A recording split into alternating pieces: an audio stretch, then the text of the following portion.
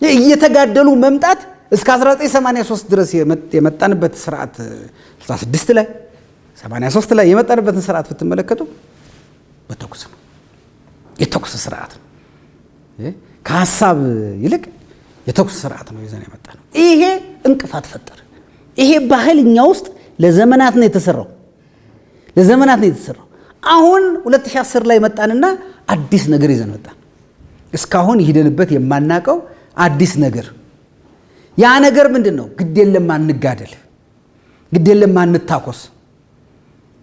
ሁላችንም አንድ ትልቅ የፓርላማ አዳራሽ ውስጥ ገብተን ሐሳቦቻችን ይፋጩ። ጎራዴዎቻችን አይደለም መፋጨት ያለባቸው፣ ሐሳቦቻችን ይፋጩ። ስለዚህ መልአኩም ሰይጣኑም ብርሃኑም ጨለማውም ጨረቃውም ፀሐዩም እሳቱም ውሃውም ኑን ንከራከር ንፋጭ ሲባል አዲስ ነገር ነው ለኢትዮጵያ ልማድ።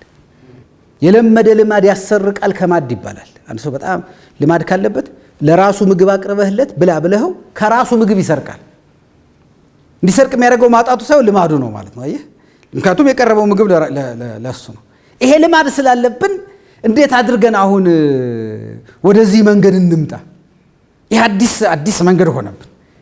ስለዚህ ወደ ነበርንበት ወደ ጥንት ልማዳችን ተመለስን ማለት ነው። አሁን የምታየው ግጭት የዚህ ጥንተ አብሶ ውጤት ነው። የዚህ ኦሪጂናል ሲን ስላልተላቀቅን ነው።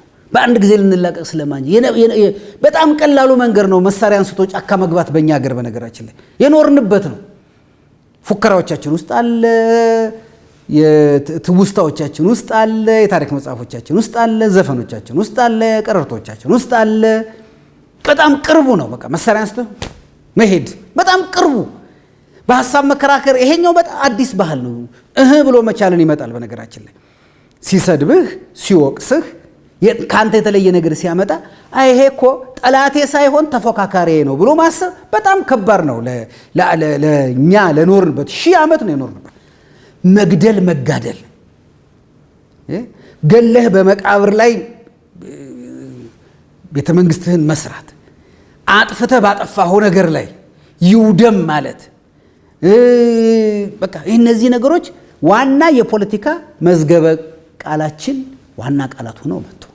አሁን ከሱ እንላቀቅ ስትል ይሄን ልማድ ይሄን ባህል ይዘው በመጡት የዚህ ትውልድ ልጆችና ከዚህ ውጭ በሆነው ትውልድ መካከል አሁን የምታየው እና መላቀቅ ያቃተን ለዚህ ነው።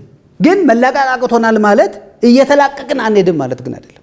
ለምን? ይሄ ሐሳብ የድሮ እየሆነ እየሻገተ እያረጀ እየደከመ ነው የሚሄደው። ለምን አይጨመርበትም? እነዚህ ሰዎች ጫካውን የሚፈልጉት ለጦርነት፣ የለውጡ መንግስት ጫካውን የሚፈልገው ለአረንጓዴ አሻራ ነው። ታለ የትርክቱ ልዩነት።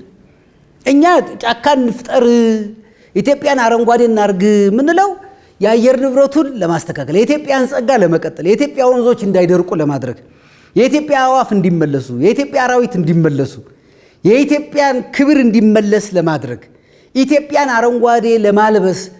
ምክንያቱም ከምርታማነት ጋር የሚያያዝ ከአየር ንብረት ለውጥ ጋር የሚያያዝ ከብዙ ነገሮቻችን ጋር የሚያያዝ ስለሆነ ነው ጫካ እንፍጠር እያልን ያለነው። እነዚህ ሰዎች ደግሞ ጫካውን የሚፈልጉት ለጦርነት ነው። ይሄ ትልቅ ያስተሳሰብ ልዩነት ነው። ስለዚህ ለአረንጓዴ አሻራ ጫካ የሚፈጥሩ ሰዎች እየበዙ ለተኩስና ለምንሽር ጫካ የሚፈልጉ ሰዎች እያነሱ መሄዳቸው አይቀርም። አዲስ ትውልድ ነው እየመጣ ያለው። ይሄ በሚሆንበት ጊዜ ጫካዎቻችን የዱር ቤቴ መባያ ሳይሆኑ የመዝናኛ፣ የአራዊት መፈንጫ፣ የአዋፍ መዘመሪያ፣ የምንጮች መፍለቂያ፣ የአፈር መጠበቂያ እየሆኑ ሲሄዱ እየቀረ ነው የሚሄደው። ለምን? በቃ ያንን ትውልድ የሚቀልበው አስተሳሰብ፣ ያንን ትውልድ የሚያፈራው አስተሳሰብ አሁን የለም።